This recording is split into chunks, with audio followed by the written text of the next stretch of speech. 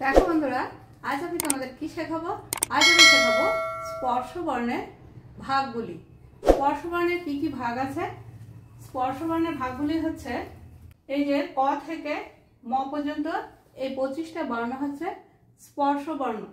প্রথমে আমাদের জানতে হবে স্পর্শ বর্ণ কাকে বলে। এই যে ক থেকে ম পর্যন্ত এই 25টা বর্ণ উচ্চারণ করবার সময় জিহ্বা আমাদের মুখের ভিতরে, আমাদের এই যে মুখের ভিতরে জিহ্বার কোনো না কোনো জায়গায় স্পর্শ ঘটে, তাই একে বলা হয় স্পর্শ বর্ণ। প্রথম যে 5টি ভাগ আছে এই প্রত্যেকের এক একটি ভাগকে বলা হয় বর্গ, আর প্রত্যেকটি বর্গে আছে 5টি করে বর্ণ। যেমন দেখো, এই যে ক বর্গে আছে 5টি বর্ণ, ক খ গ ঘ ঙ। চ বর্গে আছে চ ছ বর্গে জ ঝ ইঙ। ট বর্গে আছে ট ঠ ড ঢ মূর্ধন্য। ত বর্গে আছে ত থ দ ধ দন্ত্যন্য। প বর্গে আছে প ফ ব ভ ম। তাহলে এই যে প্রথম যে বর্ণটা আছে সেটাকে বলা হচ্ছে বর্গ। তাহলে এটাকে বলা হচ্ছে ক বর্গ, এটাকে বলা হচ্ছে চ বর্গ, এটাকে বলা হচ্ছে ট বর্গ, এটাকে বলা হচ্ছে ত বর্গ, এটাকে বলা হচ্ছে প বর্গ। ক বর্গ, চ বর্গ, ট বর্গ, ত বর্গ ও প বর্গ। ক বর্গ উচ্চারণ করার সময় আমাদের কণ্ঠ থেকে উচ্চারণ হয়। ক ক খ গ ঘ ঙ। এবার এই কণ্ঠ থেকে উচ্চারণ করা হচ্ছে বলে এই ক বর্গের নাম হচ্ছে কণ্ঠ বর্ণ। এই ক বর্গের নাম হচ্ছে কণ্ঠ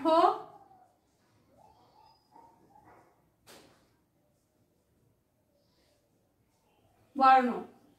এই যে চ চ বর্গ উচ্চারণ করার সময় হচ্ছে জিভ আমাদের তালুতে ঠেকছে, মুখে যে তালু আছে তালুতে ঠেকছে, তাই একে বলা হচ্ছে তালব্য বর্ণ।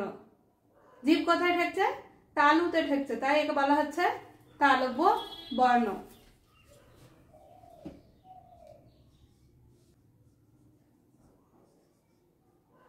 আর এই যে ট ঠ ড ঢ মূর্ধন্য, এই বর্ণগুলি উচ্চারণ করতে গেলে জিভ কোথায় ঠেকছে?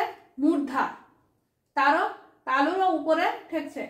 ট ট ঠ ড ঢ মূর্ধন্য, জিভ কোথায় ঠেকছে? মূর্ধাতে ঠেকছে, তাই একে বলা হচ্ছে মূর্ধন্য বর্ণ।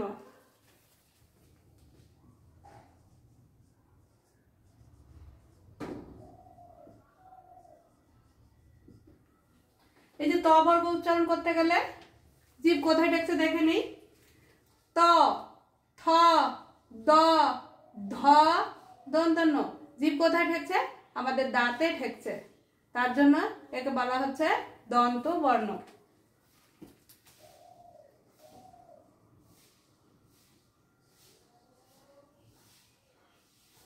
এই যে প বর্গ, প বর্গ উচ্চারণ করতে গেলে আমাদের জিভ কোথায় ঠেকছে? প ফ ব ভ ম। এই দুটো ঠোঁট আমাদের এক জায়গায় হয়ে যাচ্ছে, তাই একে বলা হচ্ছে ওষ্ঠ বর্ণ। এই ঠোঁটের আরেকটা নাম হচ্ছে ওষ্ঠ, তাই একে বলা হচ্ছে ওষ্ঠ বর্ণ।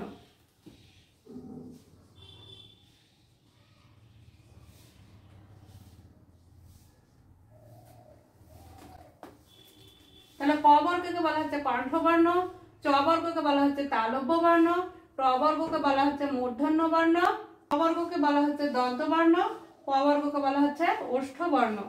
বন্ধুরা, আমাদের ভিডিওটি যদি ভালো লাগে অবশ্যই লাইক, কমেন্ট ও শেয়ার করবে আর চ্যানেলটি সাবস্ক্রাইব করবেন।